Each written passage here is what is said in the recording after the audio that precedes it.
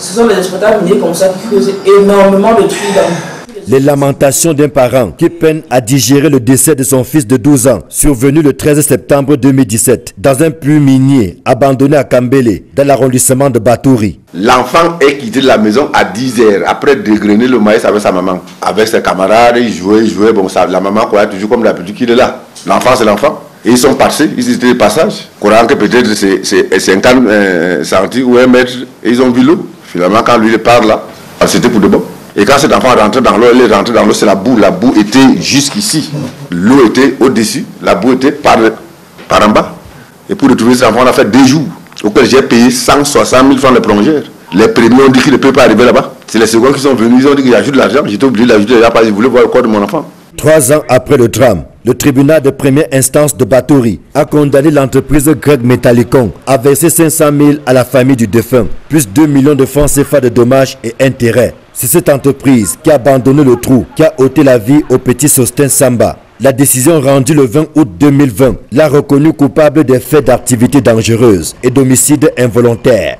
Un aboutissement qui n'a été possible que grâce à l'assistance juridique que le FODER a apportée à la famille. FODER ne peut pas mener cette dure tâche sans la participation des autres acteurs, notamment les journalistes que vous êtes. FODER continuera à sonner l'alarme, à informer les autorités, à mettre la pression sur les gouvernants pour que des mesures soient prises afin que les entreprises puissent restaurer les sites dont ils ont la responsabilité.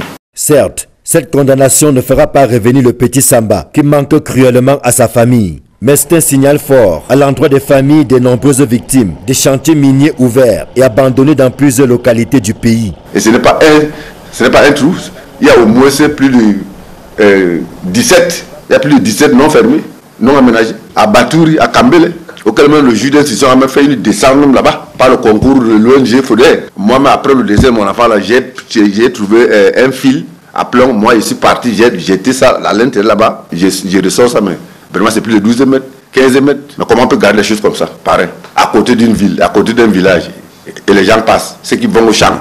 Dans le cas d'espèce, la responsabilité de l'entreprise grecque est engagée par l'article 228 du Code pénal qui traite des activités dangereuses. Celui-ci fait obligation à quiconque de prendre des précautions nécessaires pour éviter à autrui des dommages corporels pouvant résulter de son activité dangereuse. La première disposition légale qui est violée, qui est liée au décès des gens dans ce puits, c'est la non-restauration des sites après exploitation. Il faut rappeler aussi que la majorité de ces entreprises qui exploitent sans titre d'exploitation, et donc on peut aussi dire qu'ils travaillent de manière illégale. La responsabilité de l'État est également engagée dans la mesure où il est de son devoir régalien, en tant que garant de notre sécurité, de mettre fin aux activités dangereuses, quelles qu'elles soient. Malheureusement, le cas du jeune Samba, qui n'est pas un cas isolé, n'a pas servi de leçon jusqu'ici, puisque les mêmes activités dangereuses se poursuivent sur le terrain, au vu et au su de tous. Même à l'heure où je parle, les activités continuent là-bas. Ça continue, non sécurisé toujours. Pas de balises, pas de signalisation, ce n'est même pas gardé, c'est comme ça, moi je vous dis. Même les trous auxquels, même là où mon enfant est mort là, c'est encore là jusqu'à aujourd'hui. Et ce n'est pas un, c'est plus de 17. Et il faut qu'on continue de la même manière. Et les autorités connaissent, ils voient ça.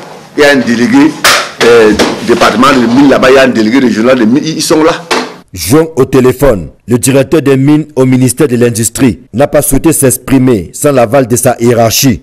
Néanmoins, il nous fait dire que dans le cas du petit Samba, l'entreprise incriminée avait été suspendue. Sauf que l'État, qui aurait dû porter plainte contre Métallicon pour activités dangereuses, s'est illustré par un mutisme et un laxisme qui font peser de lourds soupçons de complicité. Toute chose qui est contraire aux articles 2 et 9 du Pacte international relatif aux droits civils et politiques, lequel fait obligation à l'État de défendre le droit à la vie et à la sécurité des personnes. Au cours de cette semaine, nous avons eu l'information de 3 décès dans la région de l'Est, notamment 2 dans la zone de Kété et un autre dans la zone de Betaoya, dans un puits abandonné. Nous voudrons vraiment que les autorités prennent à bras le corps ce problème et d'exiger vraiment aux entreprises de refermer les trous. On ne peut pas puiser de l'or et laisser que nos enfants meurent et nos bêtes meurent. Selon une enquête du FODER, ce sont au moins 90 enfants qui ont perdu la vie ces 10 dernières années dans les puits miniers abandonnés par les entreprises dans les localités de Bétaré Oya,